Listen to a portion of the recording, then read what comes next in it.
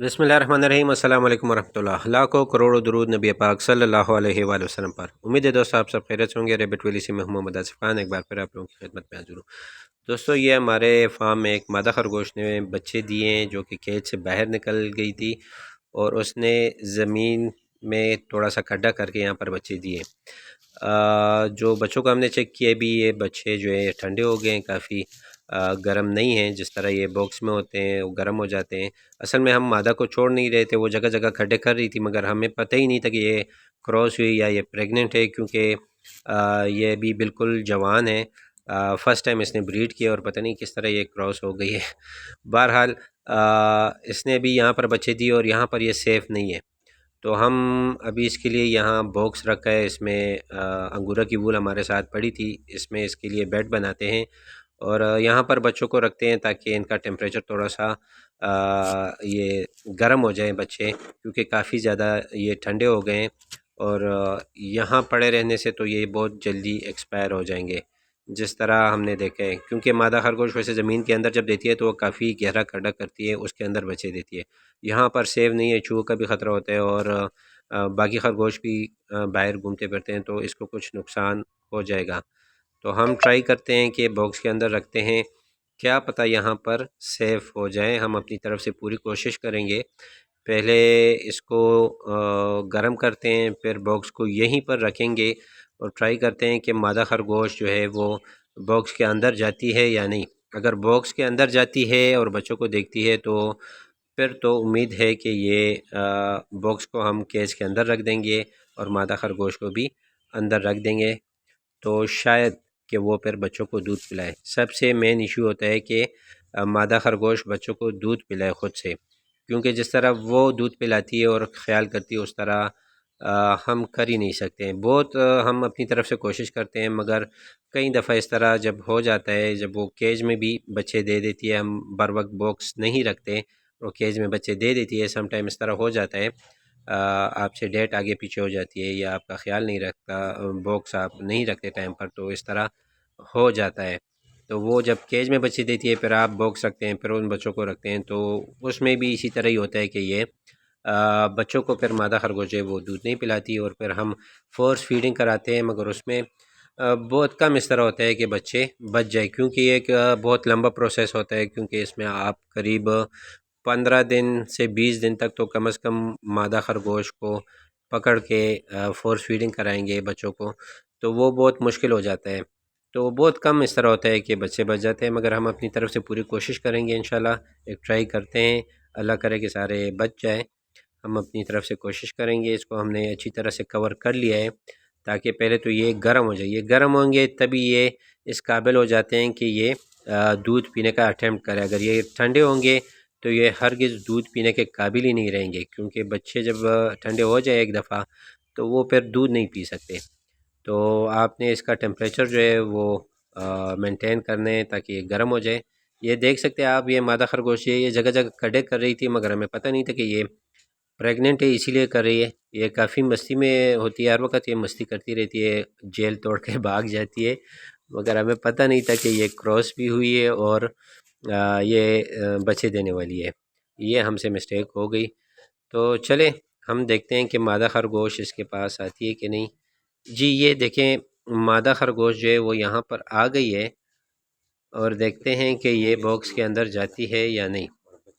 अपनी जगह जहाँ पर इसने बच्चे दिए थे ये वहीं पर आ गई है और अल्लाह करे कि ये बॉक्स के अंदर चली जाए। और बॉक्स के अंदर चली जाएगी तो ऐसे बच्चों का अंदाज़ा हो जाएगा कि बच्चे अंदर है और वो सेफ़ है। तो हम देखते हैं कि ये क्या करती है। जिस जगह पर है बॉक्स उससे थोड़ा सा पीछे है। कोशिश करता हूँ कि इस बॉक्स को मैं उसी जगह पे रख दूँ, मगर इस तरह करूँगा तो मादा भाग जाएगी। बहरहाल एक कोशिश करता हूँ कि मैं इस बॉक्स को उसी जगह पे ही रख दूँ। मैंने उससे थोड़ा सा पीछे रखे है, तो मादा खरगोश खुदी उसी जगह में लगी है, बच्चों को ढूंढ रही है। मैं इसको थोड़ा सा आगे कर देता हूँ, देखते हैं कि फिर आती है मादा खरगोश कि नहीं। दोस्तों हमने काफ़ी टाइम वेट किया मगर ये बॉक्स के अंदर वहाँ पर नहीं गई। हमने यहाँ पर अभी केज के अंदर बॉक्स को रखा है और मादा को भी यहाँ रख दिया है। और यहाँ भी हमने काफ़ी टाइम पर देखा मगर मादा खरगोश अंदर नहीं जा रही। और क्योंकि अभी रात का टाइम हो गया है और रिस्क नहीं ले सकते ये बच्चों को कोई नुकसान ना पहुँचा दे। जब ये सेटिस्फाइड नहीं होती तो ये अक्सर बच्चों को मार देती है मादा खरगोश। तो हम अभी इस तरह करेंगे कि एक ही चारा रह गया कि इसको हम फोर्स फीडिंग का ही रास्ता रह गया और 2 टाइम जो है वो हम इससे मतलब फोर्स फीडिंग कराएंगे। एक सुबह को और एक रात के टाइम, क्योंकि मादा खरगोश ज़्यादातर इस तरह होता है कि 2 टाइम में दूध पिलाती है। तो बच्चों को हमने यहाँ एक टोकरी में रख दिया है और मादा खरगोश को पकड़ के इस तरह रख दिया है, जो कि एक नेचुरल तरीका होता है रैबिट का। मादा खरगोश जो है वो दूध इस तरीके से पिलाती है। अक्सर इस तरह भी लोग पिलाते हैं कि मादा खरगोश को लिटा देते हैं और पैरों से पकड़ लेते हैं और बच्चों को छोड़ देते हैं ना। तो उससे बेहतर मुझे ये तरीका लगता है, क्योंकि एक तो ईज़ी है और बच्चे भी ज़्यादा ईज़ी होते हैं दूध पीने में, क्योंकि वो उनका नेचुरल तरीका है, इसी तरीके से बच्चे दूध पीते हैं। और इसमें हमने देखा है कि ये मादा खरगोश जो है ये काफ़ी मतलब रिलैक्स है, कोई ज़्यादा भाग दौड़ की तरफ नहीं जा रही, भाग नहीं रही। और उसे पता चल गया है कि बच्चे दूध पी रहे हैं तो वो आराम से खड़ी है। और बच्चे भी आप देख सकते हैं कि माशाल्लाह अच्छे तरीके से दूध पी रहे हैं। तो हम इसे छोड़ते हैं कि ये कम से कम 2-3 मिनट तो छोड़ते हैं कि ये बच्चे दूध पी लें, क्योंकि ये जब इनका पेट भर जाए तो ये ख़ुद ही फिर दूध पीना छोड़ देते हैं और बस वापस सोने की तैयारी में लग जाते हैं। तो फ़िलहाल हम देखते हैं कि ये कितना दूध पी सकते हैं, फिर उसके बाद इसको हम वापस बॉक्स में रख देंगे।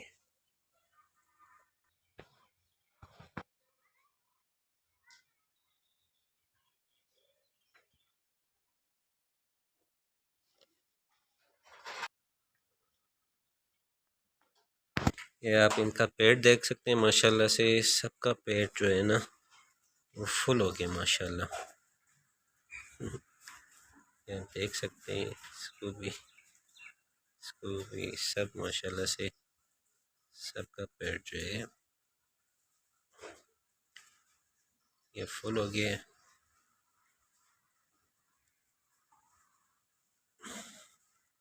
अभी हम वापस इसको इनके बॉक्स में रखते हैं। बच्चों को माँ से सेपरेट किया है, माँ को अलग केज में रखा है ताकि वो बच्चों को कोई नुकसान ना पहुँचा सके। और दोस्तों वीडियो बनाने का मकसद यही है, जो नए फार्मर्स हैं अगर उनके साथ कोई इस तरह की सिचुएशन आती है तो वो अच्छे तरीके से इसे हैंडल कर सके। उन्हें पता होना चाहिए कि फोर्स फीडिंग किस तरह करवाते हैं।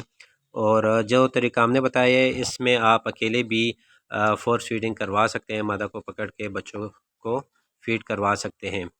और इंशाल्लाह 10-15 दिनों बाद भी ज़िंदगी रही तो आप लोगों को रिज़ल्ट बताएंगे। जो भी उस वक़्त सिचुएशन होगी आप लोगों के साथ वो भी शेयर करेंगे। तो उम्मीद है दोस्तों आपको आज की ये वीडियो पसंद आई होगी। वीडियो पसंद आई हो तो वीडियो को लाइक करें, ज़्यादा से ज़्यादा शेयर करें, चैनल को सब्सक्राइब करें, बेल के आइकन को प्रेस करें ताकि हर नई आने वाली नोटिफिकेशन आपको बर वक्त मिल सके। मिलते हैं इंशाल्लाह किसी नई वीडियो के साथ। अपना ढेर सारा ख्याल रखिएगा, मुझे दुआओं में याद रखिएगा। अल्लाह हाफिज़।